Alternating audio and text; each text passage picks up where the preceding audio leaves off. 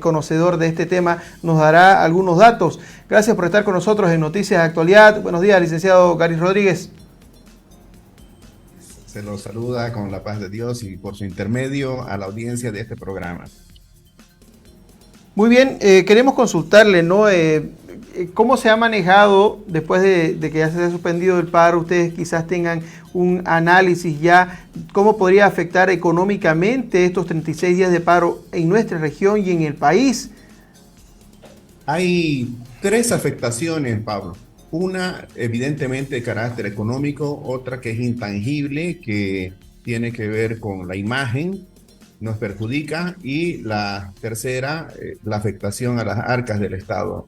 Vamos a decir que en el primer caso, todavía no se sabe exactamente cuánto es lo que fue la afectación desde el punto de vista de la pérdida económica. Eso se va a saber al año cuando el INE haga el cálculo y vea en cuánto bajó el quantum de la producción de bienes y de servicios. Hay algunos estimados, el del Ministerio de Economía y Finanzas Públicas, por ejemplo, a través del licenciado Montenegro, que decía que por lo menos $700 millones, algunos hablan de más de 1.200, es una exageración, pero lo que sí hemos perdido la posibilidad de seguir trabajando con normalidad, de seguir exportando, importando, comerciando, prestando servicios. ¿Y eso en qué va a incidir? En la tasa de crecimiento. El país tenía que crecer 5,1% este año, pero crecimos apenas 4,13% en el primer semestre. Para poder llegar a este 5,1%, en el segundo semestre teníamos que haber crecido 6%, y claramente eso es imposible de que se haya dado, porque si cuando estamos en normalidad en los primeros 6 meses apenas llegamos a 4,13%, es imposible que hayamos hecho un 6%, tanto en el tercer trimestre, entre julio y septiembre, como entre octubre y diciembre. Entonces, ¿esto qué va a ocasionar? Si se confirma el pronóstico del Ministerio de Economía y Finanzas Públicas, es probable que la tasa de crecimiento del PIB caiga 2 puntos. Y si es así, estaríamos con un crecimiento de apenitas por encima del 3%. ¿Qué significa esto? Que el tamaño de la economía del 2022 va a ser igual a lo que teníamos en el 2019, o sea que perdimos de crecer. Esa es la primera afectación. La segunda, hemos tenido problemas en el comercio exterior y no hay peor promoción que se pueda hacer como país que mandar imágenes de conflicto, imágenes de inseguridad, de agresiones, etcétera. Conquistar un cliente, conquistar un mercado es muy costoso, lleva mucho tiempo. Perder un contrato, perder un cliente, perder un mercado y después querer recuperarlo muchas veces es imposible, porque hay demasiada competencia, y en el comercio internacional la impredecibilidad, la desconfianza es un pecado capital en el que se puede caer. Y lo tercero, vamos a ver cómo el gobierno va a acometer con sus necesidades de fin de año para pagar aguinaldos, etcétera, porque evidentemente si no ha habido una actividad normal en el sector productivo, en el sector comercial de servicios, pues las recaudaciones en el mes de octubre, noviembre han tenido que bajar. Entonces, frente a eso y a un escenario problemático en el 2023, como dice el FMI, como dice el Banco Mundial, la CEPAL, creo que no podemos darnos el lujo de seguir desunidos, divorciados, sector público, sector privado, peleando entre la sociedad civil. Hay que unirse, hay que hacer agendas conjuntas, recuperar el tiempo perdido y sobre todo prever escenarios para el 2023 y ver cómo podemos afrontar, reitero, un escenario que se presenta muy complicado.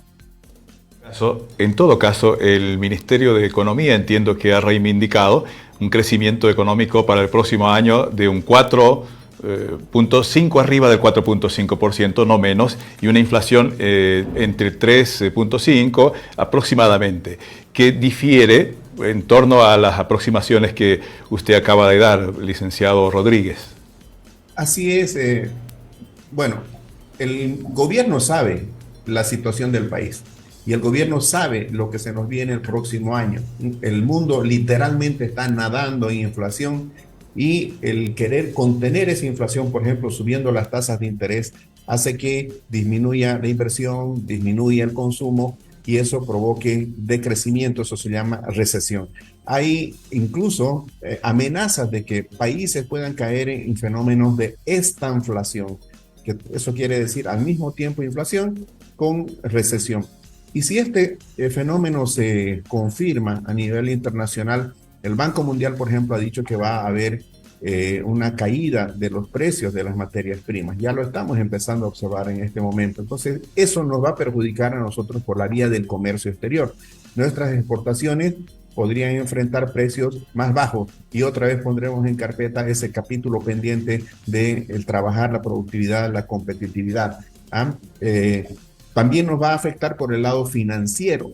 Las tasas de interés van a subir a nivel internacional de tal suerte que si nosotros vamos a salir a buscar capitales o endeudarnos más como país al año, está en el presupuesto general del Estado de que el gobierno va a tener que prestarse 2.000 millones de dólares en la colocación de bonos soberanos. Eso va a ser una tasa extremadamente alta. Fíjense que las primeras colocaciones que se dieron en el año 2012-2017 pagaba en promedio una tasa de 5%.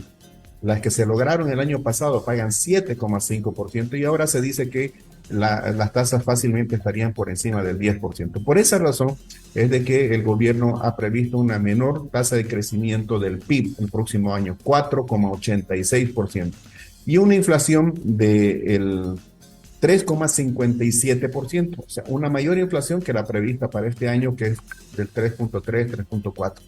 Pero lo que debe llamar la atención son dos cosas. Uno, una menor inversión pública, solo 4.006 millones de dólares, pero un déficit público por 7,49%.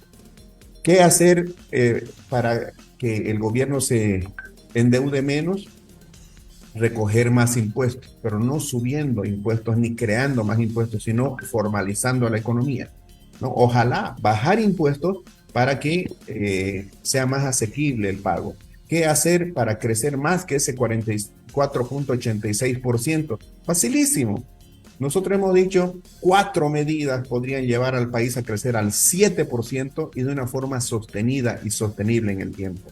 Una política de promoción selectiva de exportaciones, centrándose en aquellos sectores que rápidamente puedan reaccionar con inversión, con sobreproducción, con exportación. Esos sectores son el agropecuario agroindustrial y el sector forestal maderero. La segunda política de sustitución competitiva de importaciones, acelerar las compras por parte de yacimientos de mayor cantidad de bioetanol y permitir que el sector empresarial privado produzca biodiesel. No esperemos hasta el 2024 para que sea el Estado el que empiece a sustituir la importación de diésel con biodiesel a partir de materias primas del agro.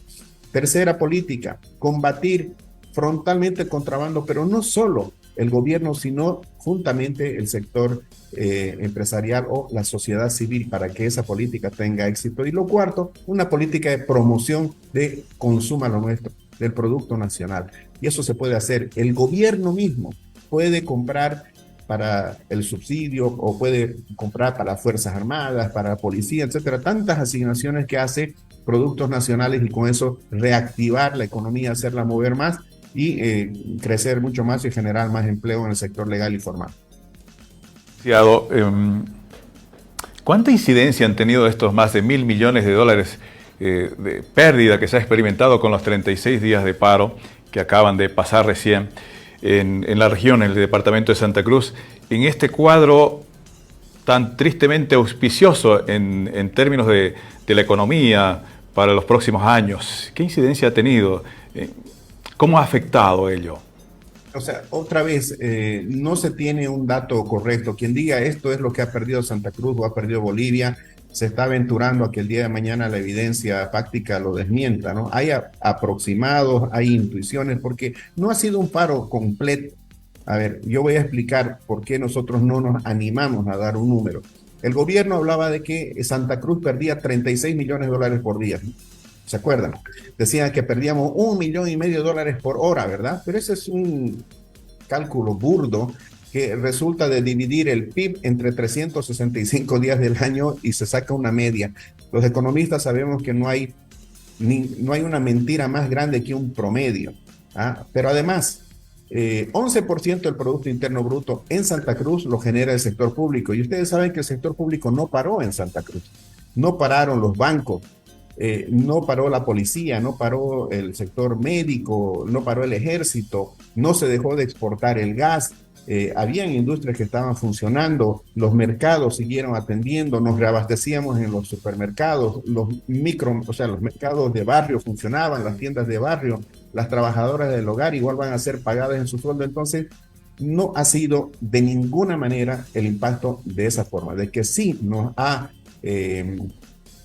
comprometido nuestro crecimiento normal, por supuesto, pero en realidad la mayor afectación viene de aquí en adelante, cuando por ejemplo las empresas entre el 1 de diciembre, entre mañana y el 1 de enero, tienen 4 obligaciones: pagar el sueldo de noviembre,